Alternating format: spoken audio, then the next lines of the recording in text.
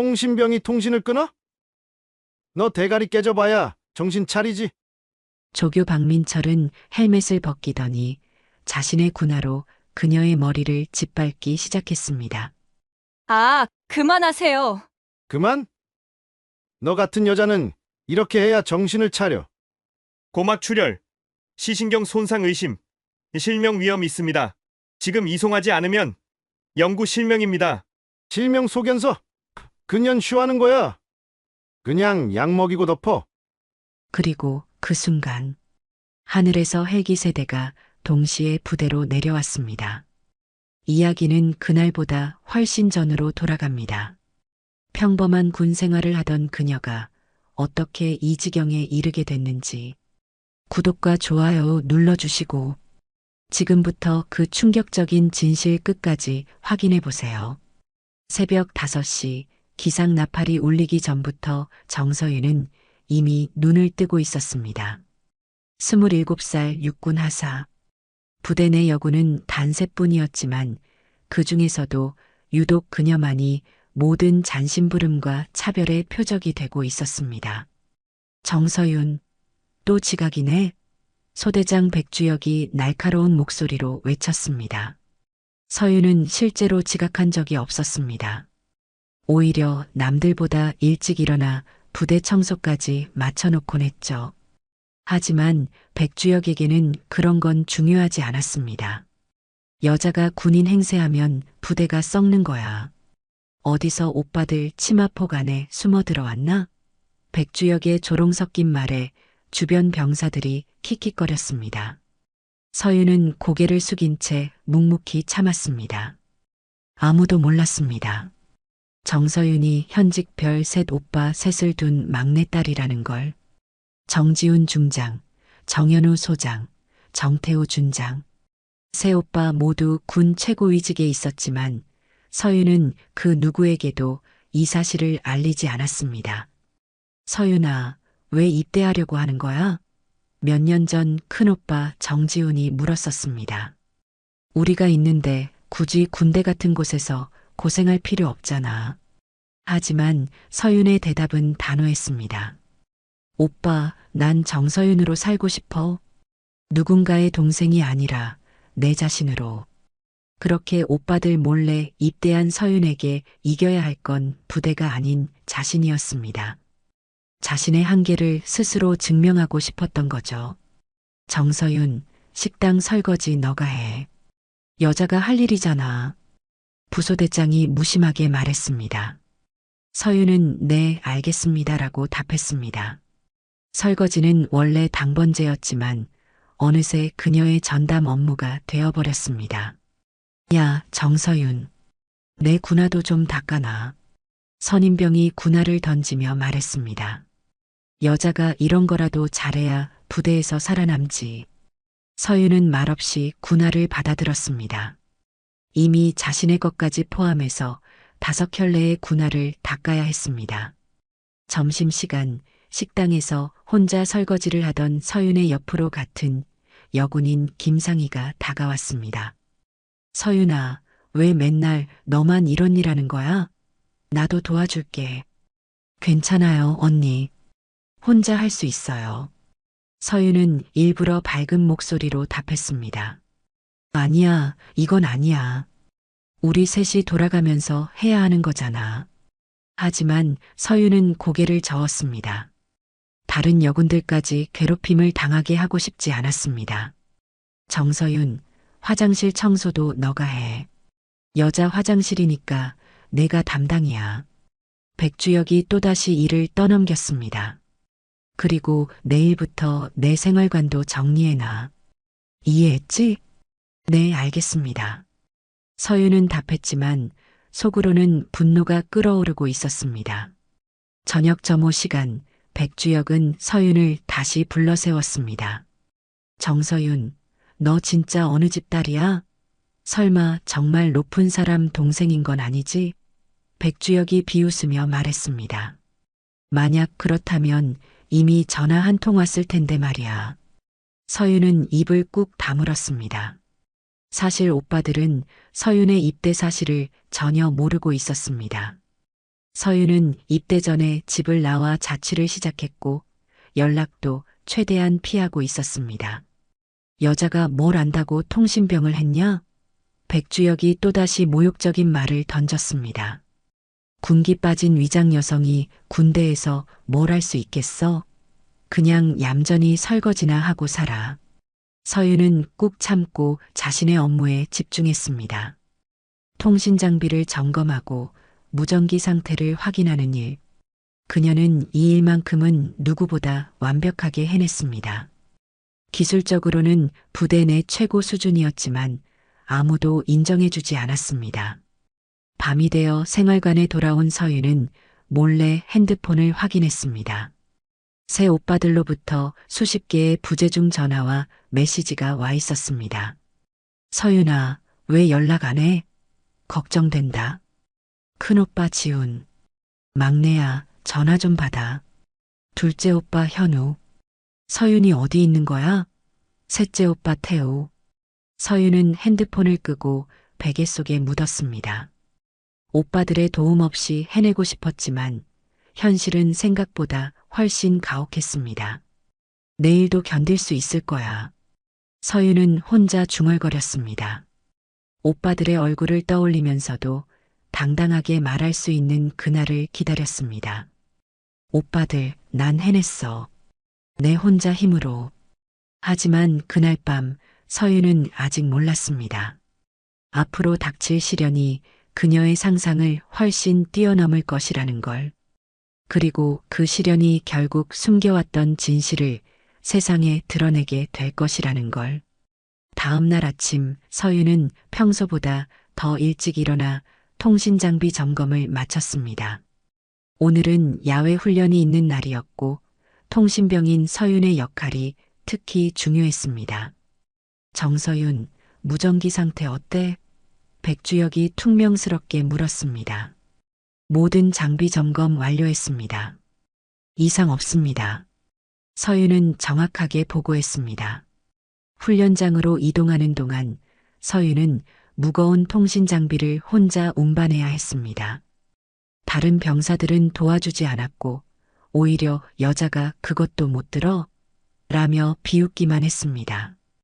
훈련이 시작되자 조교 박민철이 나타났습니다. 그는 부대 내에서도 악명 높은 가혹행위의 대명사였습니다. 오늘 훈련 목표는 완벽한 팀워크다. 한 명이라도 실수하면 전체가 책임진다. 박민철의 차갑고 위협적인 목소리가 훈련장에 울려 퍼졌습니다. 서윤은 본부와의 통신을 담당하며 훈련 상황을 실시간으로 보고해야 했습니다. 하지만 험한 지형을 이동하던 중 통신 장비에 작은 충격이 가해졌습니다. 본부, 이쪽 이소대입니다. 응답 바랍니다. 서윤이 무전기에 대고 말했지만 잡음만 들릴 뿐 명확한 응답이 오지 않았습니다. 야, 정서윤. 통신이 왜 안 되는 거야? 박민철이 성난 목소리로 소리쳤습니다. 죄송합니다. 지금 확인하겠습니다. 서윤은 당황하며 장비를 점검했습니다. 안테나 연결부에 미세한 이상이 생긴 것 같았습니다. 확인하겠습니다가 뭐야? 통신병이 통신을 끊어? 박민철이 서윤 앞으로 성큼성큼 다가왔습니다. 너 대가리 깨져봐야 정신 차리냐? 서윤은 필사적으로 장비를 수리하려 했지만 박민철의 위협적인 시선과 고함 소리에 손이 떨렸습니다. 전 부대 집합, 박민철이 호각을 불었습니다. 통신병 때문에 전체 훈련이 망쳤다. 집단 기합이다. 다른 병사들이 원망스러운 눈빛으로 서윤을 바라봤습니다. 서윤은 자신 때문에 동료들이 고생하게 되었다는 죄책감에 가슴이 답답했습니다. 엎드려 뻗쳐. 박민철의 명령에 모든 병사들이 일제히 엎드렸습니다. 통신병 때문에 훈련이 망쳤으니까 책임져야지. 뜨거운 햇볕 아래서 30분간 계속된 기합. 서윤은 자신의 실수로 인해 동료들이 고생하는 모습을 보며 마음이 찢어지는 것 같았습니다. 기합이 끝난 후 박민철은 서윤만 따로 불러 세웠습니다. 정서윤, 너 진짜 여자 맞지? 이렇게 쓸모없는 여자 처음 봐. 박민철이 비웃으며 말했습니다. 통신병이 통신을 못하면 부대가 어떻게 되는지 알아? 죄송합니다. 다시는 이런 일이 없도록 하겠습니다. 서윤이 고개를 숙이며 사과했습니다. 사과로 끝날 일이 아니야. 박민철이 서윤의 헬멧을 벗겼습니다. 너 같은 여자가 군대에 있으면 전체가 위험해진다고. 그 순간 박민철은 자신의 군화를 벗더니 서윤의 머리를 짓밟기 시작했습니다. 아, 서윤이 비명을 질렀지만 박민철은 멈추지 않았습니다. 군화 할글래? 아니면 저녁 썼을래? 박민철이 차가운 목소리로 물었습니다. 여자가 남자들과 똑같이 대우받고 싶다면서? 그럼 이 정도는 참아야지. 서윤의 머리에서 피가 흘러내렸습니다. 박민철의 군화 밑창에 박힌 흙과 돌멩이가 서윤의 두피를 긁었습니다. 그만하세요. 서윤이 간신히 소리쳤지만 박민철은 오히려 더 강하게 짓밟았습니다. 그만하라고? 여자가 명령하는 거야? 박민철이 웃으며 말했습니다. 너 같은 여자는 이렇게 해야 정신 차린다고. 다른 병사들은 모두 고개를 돌리고 있었습니다. 누구도 서윤을 도와주지 않았습니다. 훈련이 끝나고 부대로 돌아온 그날 밤, 서윤은 심한 두통을 느꼈습니다. 머리에서 계속 피가 스며 나왔고 시야가 흐릿해지기 시작했습니다. 언니, 괜찮아? 얼굴이 너무 창백한데. 같은 여군인 김상희가 걱정스럽게 물었습니다. 괜찮아. 그냥 좀 피곤해서 그래. 서윤은 억지로 웃으며 답했습니다. 하지만 서윤의 상태는 괜찮지 않았습니다. 귀에서 이상한 소리가 들리기 시작했고 한쪽 눈의 시야가 점점 흐려지고 있었습니다. 검은 게 떠다녀요. 서윤이 혼자 중얼거렸습니다. 눈앞이 까매요. 그날 밤 서윤은 고막출혈과 함께 시야 장애 증상을 느꼈습니다. 하지만 의무대에 가면 큰 문제가 될 것 같아서 혼자 참기로 했습니다. 생활관에서 혼자 누워있던 서윤은 오빠들의 얼굴을 떠올렸습니다. 만약 오빠들이 이 상황을 안다면 어떻게 할까? 하지만 서윤은 여전히 혼자 견뎌내고 싶었습니다. 견딜 수 있어. 견뎌야 해. 서윤은 스스로를 다독이며 눈을 감았습니다. 하지만 머릿속에서는 계속 박민철의 군화가 자신을 짓밟는 장면이 반복되고 있었습니다. 다음 날 아침, 서윤은 심한 어지럼증과 함께 눈을 떴습니다. 한쪽 눈의 시야가 완전히 검게 변해 있었고 귀에서는 계속 이명이 들려왔습니다. 언니, 얼굴이 너무 안 좋아 보여. 의무대 가봐야 하는 거 아니야? 김상희가 걱정스럽게 말했습니다. 아니야, 괜찮아. 그냥 잠을 못 자서 그래. 서윤은 비틀거리며 일어났지만 몇 걸음 걷지도 못하고 벽에 부딪혔습니다. 언니, 김상희가 서윤을 부축했습니다. 이거 완전히 이상한데? 지금 당장 의무대 가자. 서윤은 더 이상 거부할 수 없었습니다. 김상희의 부축을 받으며 의무대로 향했습니다. 의무병 이준호는 서윤의 상태를 보자마자 심각한 표정을 지었습니다. 언제부터 이런 증상이 있었어요? 이준호가 펠라이트로 서윤의 눈을 비추며 물었습니다. 어제 훈련 후부터요. 서윤이 힘겹게 답했습니다.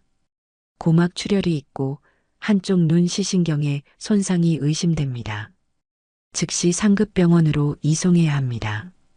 이준호가 급하게 소견서를 작성하기 시작했습니다. 실명 위험이 있습니다.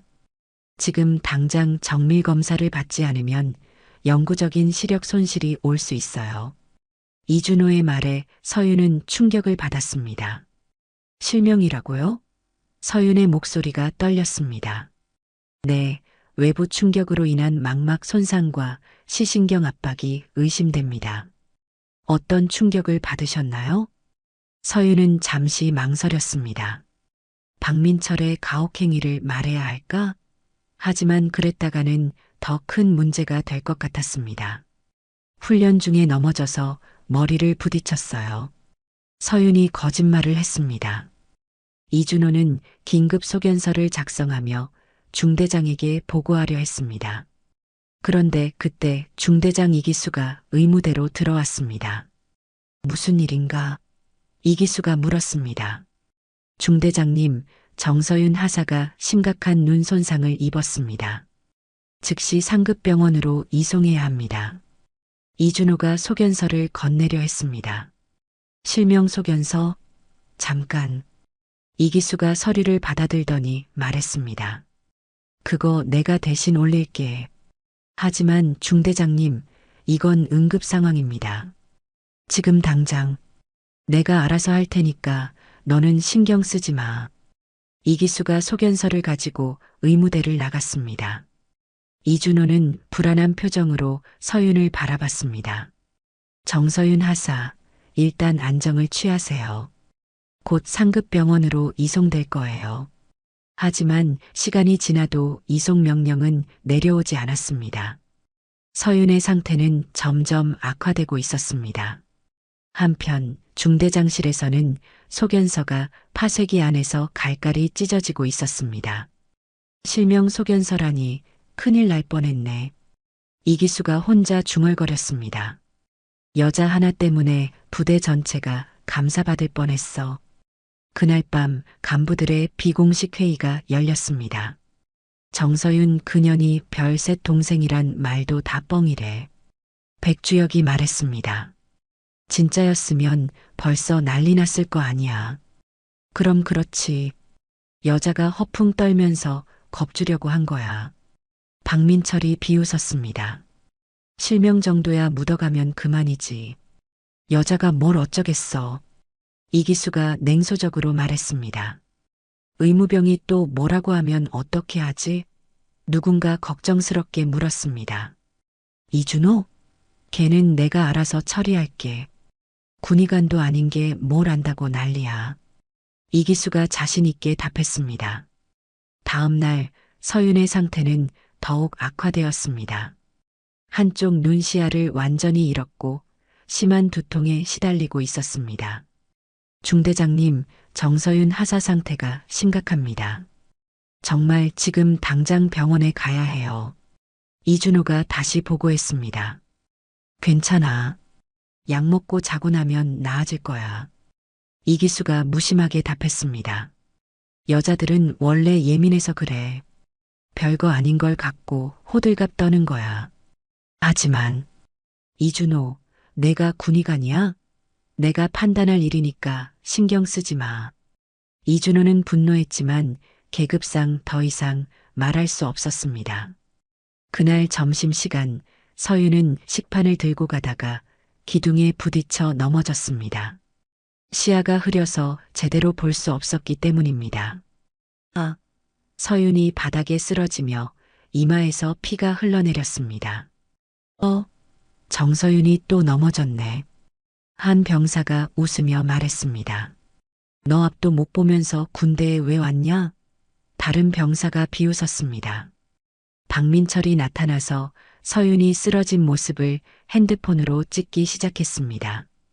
이거 재밌는데? 단톡방에 올려야겠다. 박민철이 음흉하게 웃었습니다. 제발, 그러지 마세요. 서윤이 간신히 말했지만 박민철은 이미 사진을 전송하고 있었습니다. 그날 밤 부대 내 비밀 단톡방에는 서윤의 사진과 함께 조롱 메시지들이 올라왔습니다. 암 못 보는 여군 키읔키읔키읔. 이게 바로 여군의 현실 키읔키읔. 애초에 군대 올 자격이 없는 년. 서윤은 이 모든 상황을 알지 못한 채 생활관에서 혼자 고통을 견뎌내고 있었습니다. 시야는 점점 더 흐려지고 있었고 머리는 터질 것 같이 아팠습니다. 오빠들. 서윤이 혼자 중얼거렸습니다. 도와줘. 하지만 아직 아무도 서윤의 위험한 상황을 알지 못했습니다. 며칠이 지났지만 서윤의 상태는 전혀 나아지지 않았습니다. 오히려 시야 장애는 더욱 심해졌고 두통도 견디기 어려울 정도였습니다. 언니, 정말 괜찮아? 병원 안 가도 돼? 김상희가 걱정스럽게 물었습니다. 응, 괜찮아. 좀 나아지고 있어. 서윤은 거짓말을 했습니다. 사실 하루하루가 지옥 같았습니다. 그날 밤 서윤은 야간 근무를 맡게 되었습니다. 통신실에서 밤새 무전기를 지켜야 하는 임무였습니다. 정서윤, 밤새 무전기 잘 지켜. 혹시라도 또 문제 생기면 너 진짜 저녁이야. 백주혁이 경고했습니다. 네, 알겠습니다. 서윤이 답했지만 한쪽 눈이 거의 보이지 않는 상태에서 계단을 오르내리는 것조차 위험했습니다. 새벽 2시경, 서윤은 화장실에 가기 위해 계단을 내려가고 있었습니다. 하지만 시야가 흐려서 계단의 높이를 제대로 판단할 수 없었습니다. 아, 서윤이 발을 헛디디며 계단에서 굴러떨어졌습니다. 쿵, 쿵, 쿵. 콘크리트 계단을 굴러내려간 서윤은 바닥에 그대로 쓰러졌습니다. 머리에서 다시 피가 흘러나왔고 이번에는 눈에서도 핏줄이 터지기 시작했습니다. 서윤이 신음했지만 새벽 시간이라 아무도 없었습니다. 한참 후에야 야간 순찰을 돌던 김병장이 서윤을 발견했습니다. 정서윤이잖아. 야, 괜찮아? 김병장이 서윤을 흔들어 깨웠습니다. 네, 괜찮습니다. 서윤이 간신히 일어났지만 눈에서 계속 피가 흘러나왔습니다. 이거 완전 심각한데? 지금 당장 의무대 가야겠어. 김병장의 부축을 받으며 의무대에 간 서윤을 본 이준호는 깜짝 놀랐습니다. 망막 출혈이 심각합니다. 이대로 두면 영구 실명될 수 있어요. 이준호가 다급하게 말했습니다. 지금 당장 종합병원으로 후송해야 합니다. 이준호는 다시 한번 긴급 의료 후송 요청서를 작성했습니다. 하지만 중대장 이기수는 또다시 이를 가로막았습니다. 망막 출혈? 과장하는 거 아니야? 이기수가 의심스럽게 말했습니다. 중대장님, 이건 정말 응급 상황입니다. 지금 당장 조치하지 않으면 그녀는 실명이 아니라 쇼야. 약 먹고 자고 나면 괜찮다 전해. 이기수가 단호하게 말했습니다. 이준호는 분노했지만 계급사회에서는 어쩔 수 없었습니다. 하지만 이대로 두면 정말 서윤이 위험하다는 생각이 들었습니다. 그날 오후 이준호는 서윤의 상태를 촬영해서 상급부대에 보고하기로 결심했습니다. 서윤의 눈에서 피가 흘러나오는 모습과 의학적 소견을 담은 사진을 찍었습니다. 정서윤 하사, 제가 꼭 도와드릴게요. 이대로 둘 수는 없어요. 이준호가 서윤에게 말했습니다. 이준호는 급하게 보고서와 함께 사진을 작성했습니다. 하지만 부대 내 전산망이 복잡해서 실수가 생겼습니다. 원래는 의무대 상급부대로 보내려던 보고서가 컴퓨터 오류로 인해 엉뚱한 곳으로 발송되었습니다. 바로 특전사 작전과로 말입니다. 이게 뭐지? 특전사 작전과 정태우 준장 소속 참모가 메일을 확인하며 의아해했습니다.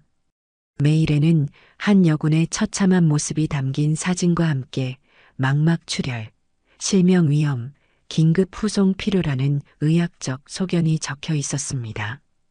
준장님, 이상한 메일이 왔는데요. 참모가 정태우에게 보고했습니다. 정태우는 사진을 보는 순간 얼굴이 하얗게 변했습니다. 사진 속 여군의 얼굴을 단번에 알아봤기 때문입니다. 서윤이야. 정태우가 떨리는 목소리로 중얼거렸습니다. 우리 막내야. 사진 속에서 서윤은 눈에서 피를 흘리며 고통스러워하고 있었습니다.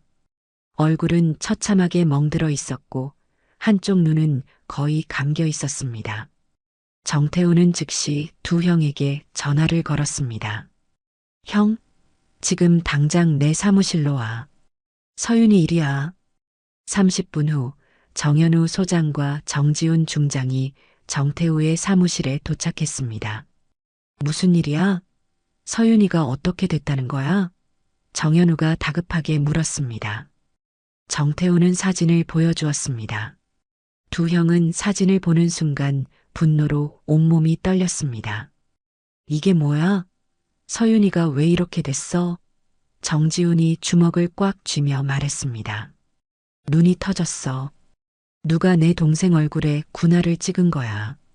정태우의 목소리가 차갑게 변했습니다. 어느 부대야? 정현우가 물었습니다. 청룡사단 맹호연대야. 서윤이가 거기 있는 줄 몰랐어. 그 부대가 우리 막내를 이렇게 만들었다고? 정지훈의 눈에 살기가 돌았습니다. 세 형제는 그 자리에서 긴급 회의를 시작했습니다. 군 최고위직인 3명이 동시에 움직이면 어떤 일이 벌어질지 충분히 예상할 수 있었습니다. 작전명 붉은 방패 발동한다. 정태우가 말했습니다. 국방부부터 감찰본부까지 전부 동원한다. 정현우가 덧붙였습니다.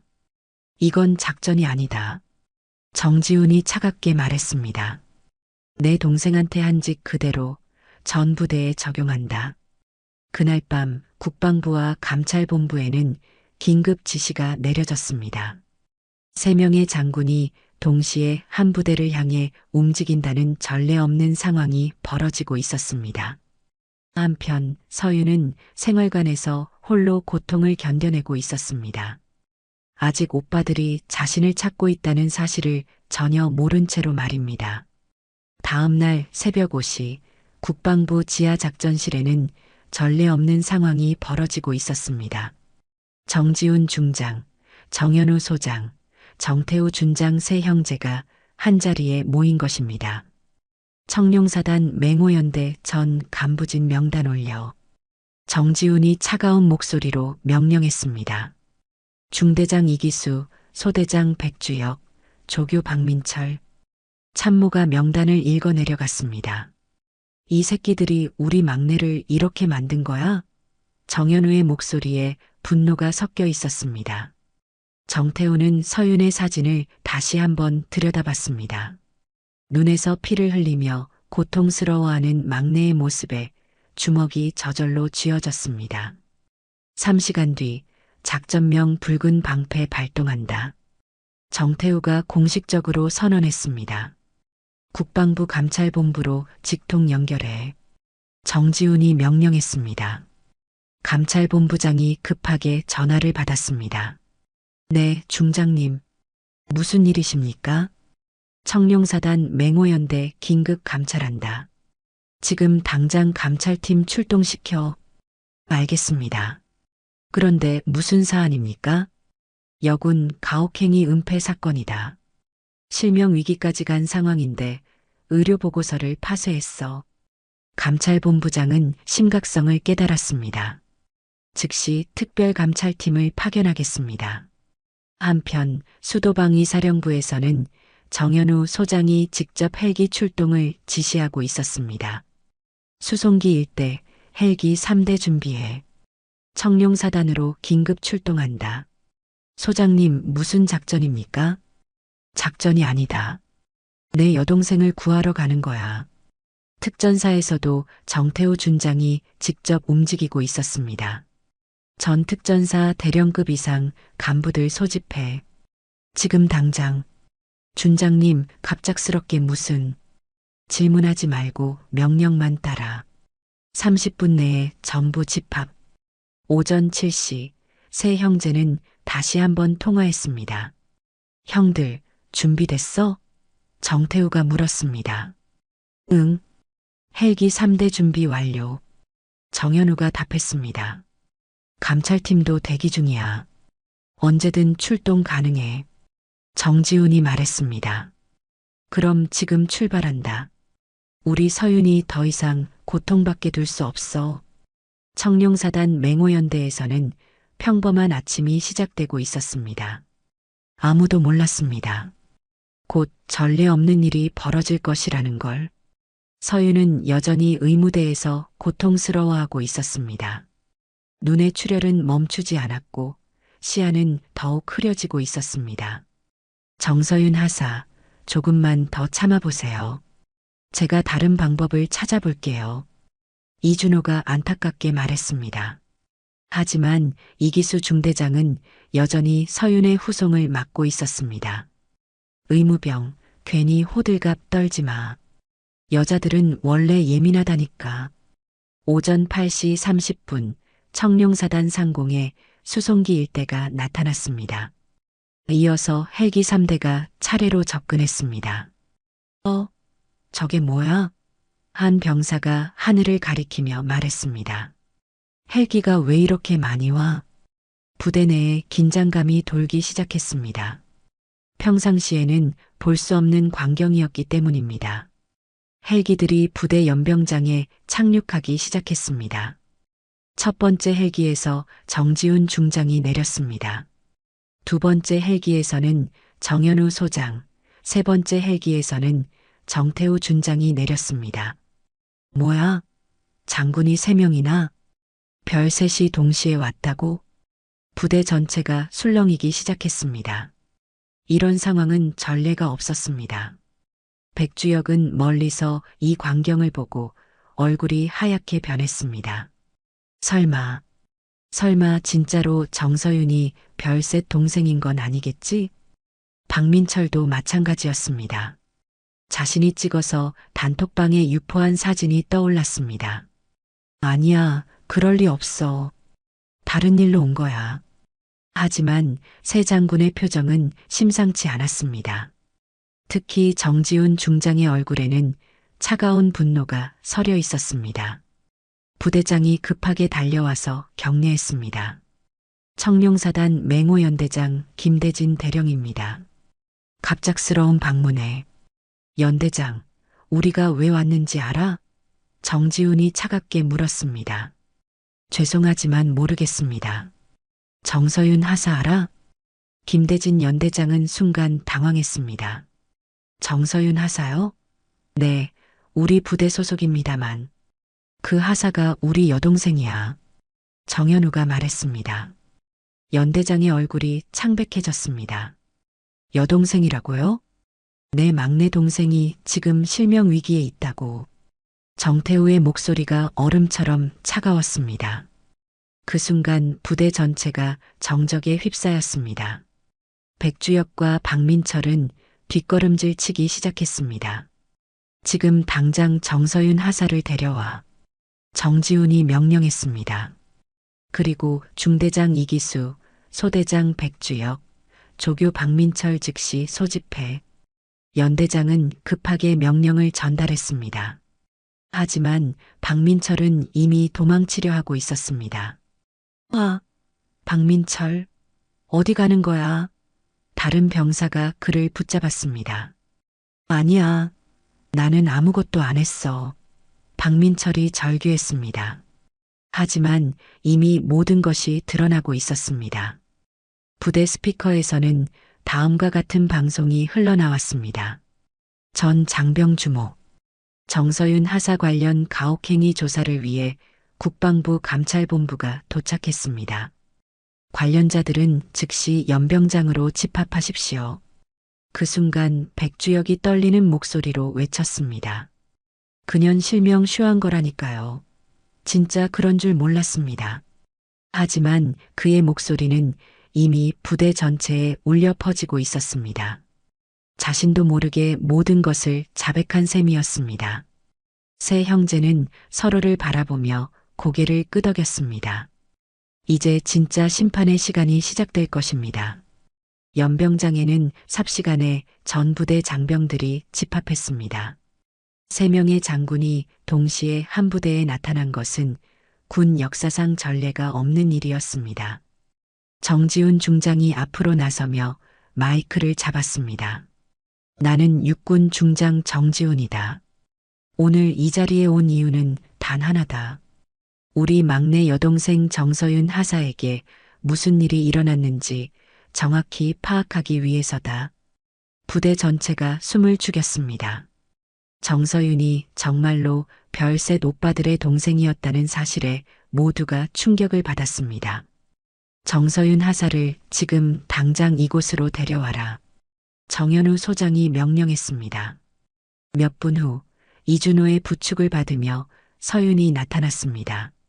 한쪽 눈에는 붕대가 감겨 있었고 얼굴은 멍투성이었습니다. 새 오빠는 서윤의 모습을 보는 순간 주먹을 꽉 쥐었습니다. 서윤아. 정태우가 떨리는 목소리로 불렀습니다. 서윤은 오빠들의 목소리를 듣고 깜짝 놀랐습니다. 오빠들, 왜 여기에? 우리가 늦었다. 미안해.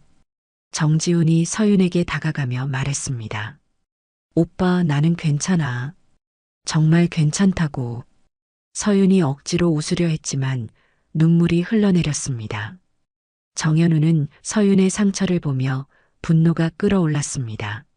누가 우리 동생을 이렇게 만들었어?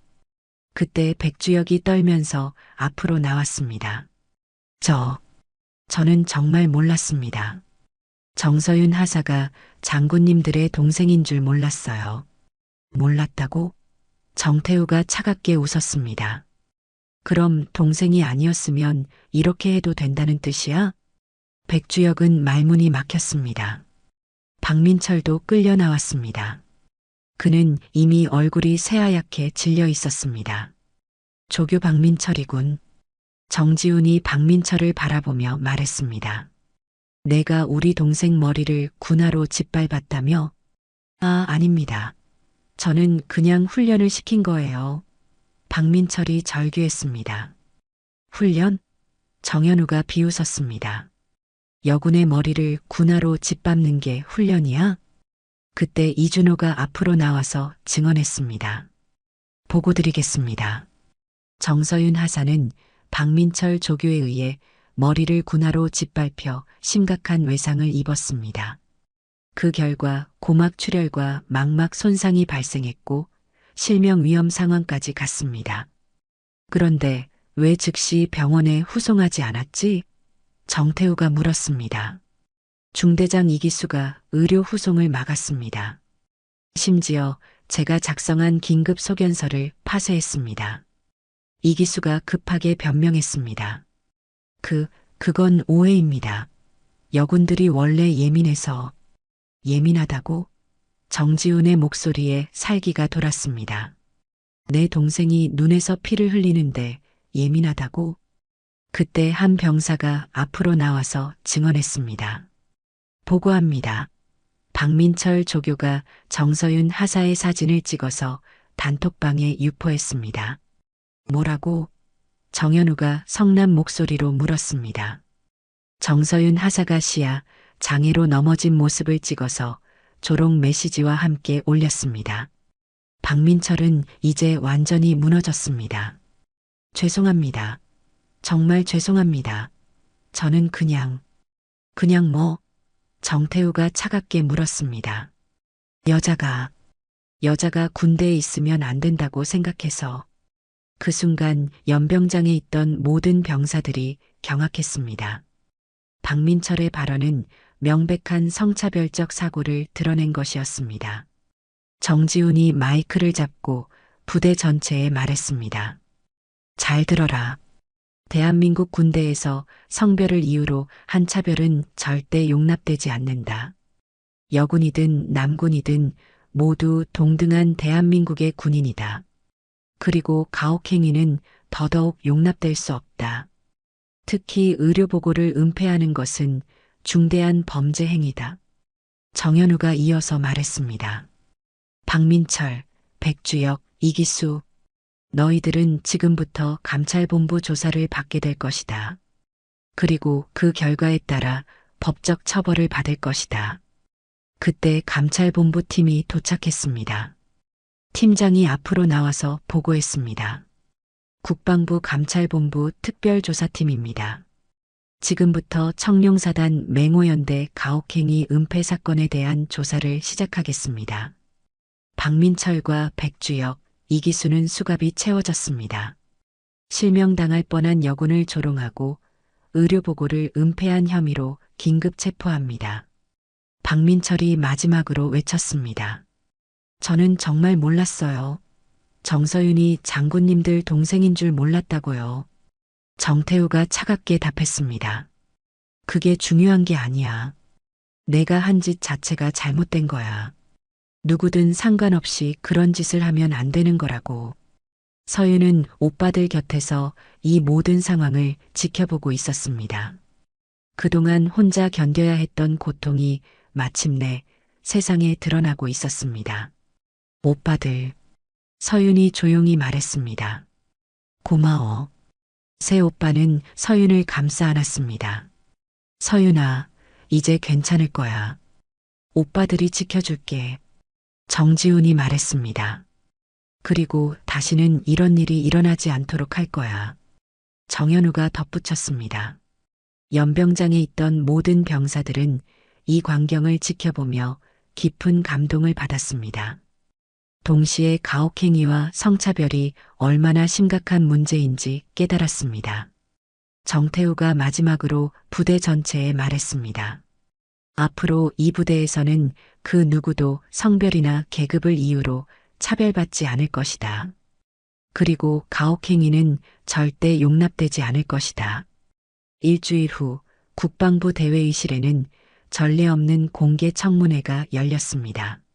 청룡사단 맹호연대 가혹행위 은폐 사건에 대한 공식 조사 결과 발표의 자리였습니다. 대회의실에는 국방부 고위 간부들과 언론진, 그리고 피해자인 정서윤과 새오빠가 참석했습니다. 가해자들인 박민철, 백주혁, 이기수도 수갑을 찬 채 출석했습니다. 감찰본부장이 마이크 앞에 섰습니다. 지난 일주일간 철저한 조사를 실시한 결과 청룡사단 맹호연대에서 발생한 여군 가혹행위 및 의료보고 은폐 사건의 전모가 밝혀졌습니다. 회의실이 조용해졌습니다. 모든 이들이 조사 결과에 주목하고 있었습니다. 먼저 조교 박민철의 범죄 행위부터 발표하겠습니다. 감찰본부장이 조사보고서를 읽기 시작했습니다. 박민철은 훈련 중 정서윤 하사의 머리를 군화로 반복해서 짓밟아 고막 출혈과 망막 손상을 야기했습니다. 또한 피해자가 시야, 장애로 넘어진 모습을 촬영하여 부대 내 단톡방에 조롱 메시지와 함께 유포했습니다. 박민철은 고개를 숙인 채 떨고 있었습니다. 이는 명백한 성별 차별적 가혹행위이며 개인정보보호법 위반에도 해당합니다. 다음으로 소대장 백주혁의 행위입니다. 감찰본부장이 계속해서 발표했습니다. 백주혁은 지속적으로 정서윤 하사를 군기 빠진 위장 여성이라 칭하며 언어적 성희롱을 일삼았습니다.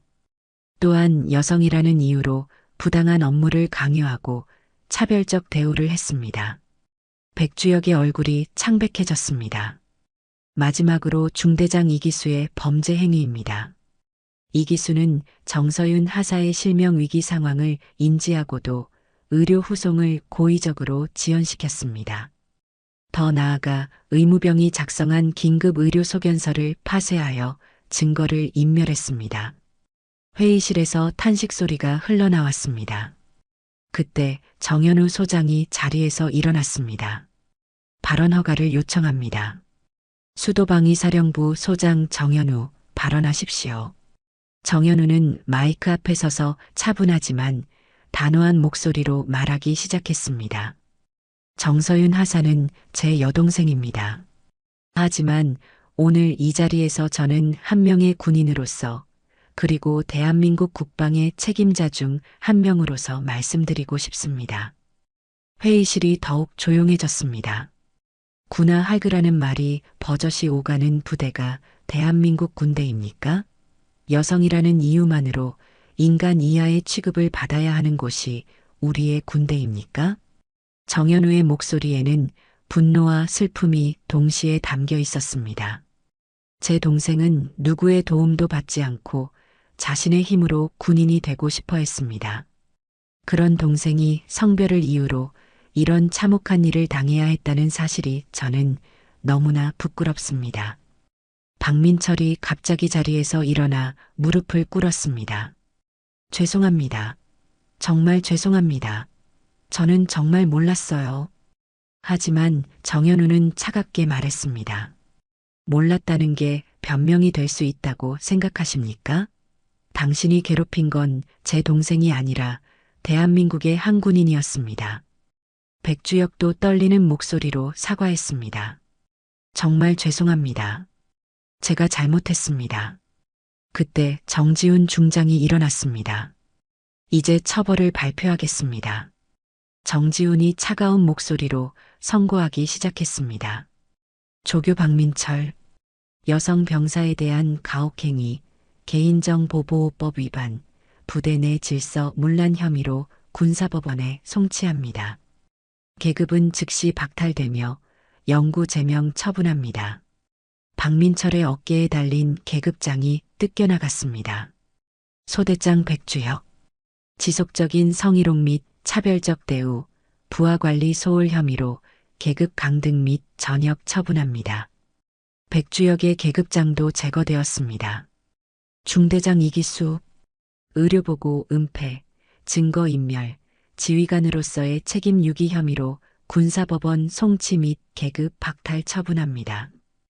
이기수는 이미 절망적인 표정으로 고개를 떨구고 있었습니다. 정태호 준장이 마지막으로 일어났습니다. 앞으로 대한민국 군대에서는 성별, 출신, 배경을 이유로 한 그 어떤 차별도 용납되지 않을 것입니다. 그리고 가혹행위를 목격하고도 신고하지 않는 것 역시 공범으로 간주될 것입니다. 회의실에 있던 모든 군 간부들이 고개를 끄덕였습니다. 서윤이 조용히 자리에서 일어났습니다. 아직 한쪽 눈에는 붕대가 감겨 있었지만 그녀의 눈빛은 이전보다 훨씬 당당했습니다. 발언하겠습니다. 정서윤 하사, 발언하십시오. 서윤은 천천히 마이크 앞에 섰습니다. 저는 오빠들의 힘을 빌리고 싶지 않았습니다. 하지만 이 일을 통해 깨달았습니다. 혼자서는 바꿀 수 없는 것들이 있다는 걸. 서윤의 목소리는 떨리지 않았습니다. 앞으로는 더 많은 여군들이 당당하게 군복을 입을 수 있기를, 그리고 성별에 상관없이 모든 군인이 존중받을 수 있기를 바랍니다. 회의실에서 박수가 터져 나왔습니다.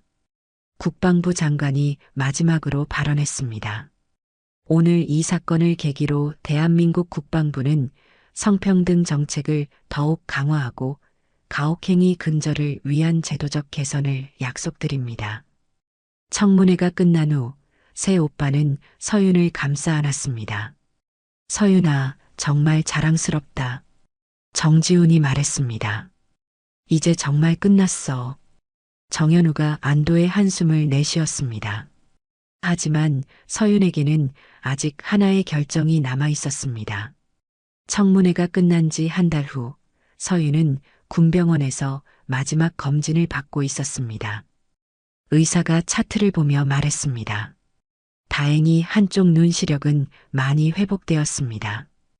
완전한 회복은 어렵지만 일상생활에는 큰 지장이 없을 것 같아요. 서윤은 고개를 끄덕였습니다.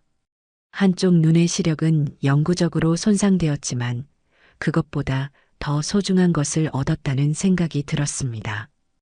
병원을 나와 새 오빠와 함께 공원을 걷던 서윤이 조용히 말했습니다.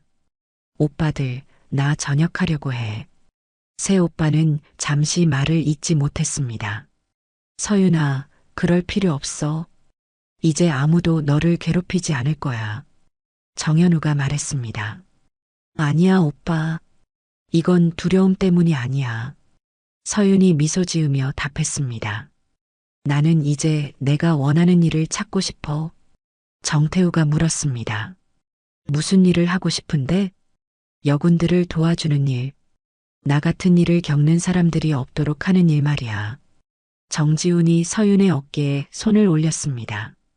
좋은 생각이야. 내가 하고 싶은 일을 해. 하지만 조건이 하나 있어. 서윤이 장난스럽게 말했습니다.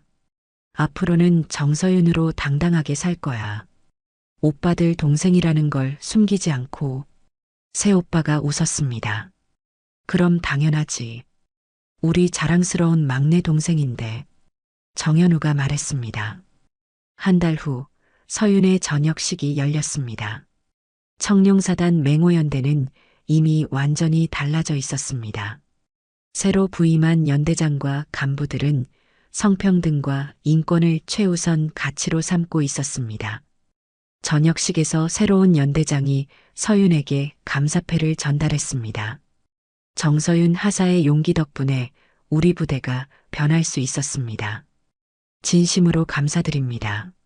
서윤은 부대 장병들 앞에서 마지막 인사를 했습니다. 저는 이 부대에서 힘든 시간을 보냈지만 동시에 소중한 것도 배웠습니다. 침묵하면 아무것도 바뀌지 않는다는 것, 그리고 용기를 내면 세상을 바꿀 수 있다는 것을요. 부대 전체에서 박수가 터져 나왔습니다.